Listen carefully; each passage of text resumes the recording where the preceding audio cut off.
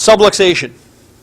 Subluxation occurs when a vertebral body or a spinal joint gets jarred out of a healthy position, either through trauma or through bad habits or both. Life, guys. Life creates this stress on our structures. How many people's lives are stressful? Physically, emotionally, chemically stressful. Okay? That creates distress in the nerve system. That is subluxation. Subluxation is interference in the function of the nerve system. If that joint's out of a healthy position, it creates that soft tissue damage, which leads to that nerve irritation, which the body senses as bad because the information that keeps you healthy, alive, and healing is running across and traveling across those nerves as nerve impulses. So the joint's misaligned, you get the soft tissue damage and the resulting inflammation, and you get the muscle spasms that we talked about, the splinting mechanism that happens in the joint. So what happens with these muscle spasms is over time, when a muscle is moving, that's when a muscle is strong and it's using its fibers, so it actually gets stronger. When a muscle is spastic over time, what happens is the histology of the tissue itself changes. If the muscle is chronically spastic, if you've had 20 years of a stiff low back, what happens is the muscle's been strapping that joint together for so long that the tissue itself changes.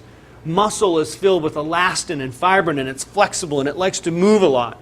When the muscle's in contraction over a long period of time, the actual histology or the tissue itself changes, so it starts acting more like a tendon or a ligament. More collagen and more fibrin and higher ratios of fibrin are laid down. Do you guys follow me on that? So although it may have tensile strength, it has very poor mobility and flexibility.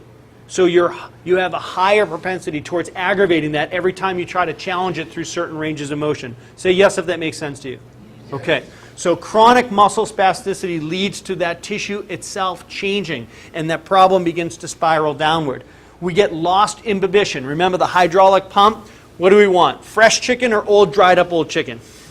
We want fresh chicken, right? We want that joint to be moving, pumping that fluid through there. I say that when a joint is moving properly, it's like a sponge that takes on water. It gets nice and fat, as opposed to one that dries out and gets thin. Okay? We get that lost imbibition. We get inflammation and nerve irritation. That nerve irritation is it. That is the root of the issue. Not only for our pain syndromes, but because of the vitality of the body depends on the communication between the body and the brain.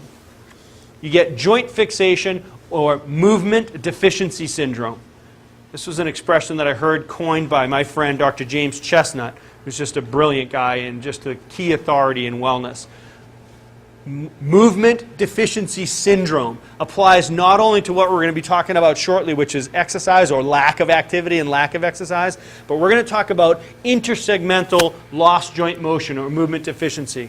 I want you guys to understand that this is what gets me out of bed every morning.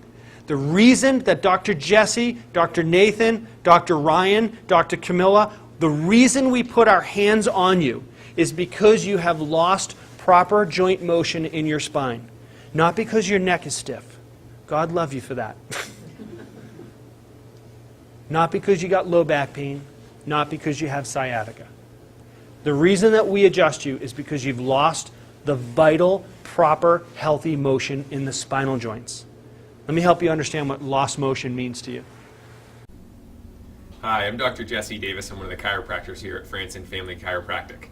I hope that you enjoyed that video clip, and I want you to get the opportunity to see what our most successful patient cases have done to get their health back, to get their energy and their life back, to maintain it and also to increase it in the future. So what I want you to do, follow the link that you'll see here on the screen and on the side of the page. Fill in, when you follow that link, fill in your name, your email address. That way I can send you a link so you can see this whole presentation. So you can go ahead and do that now. I want you to enjoy the video.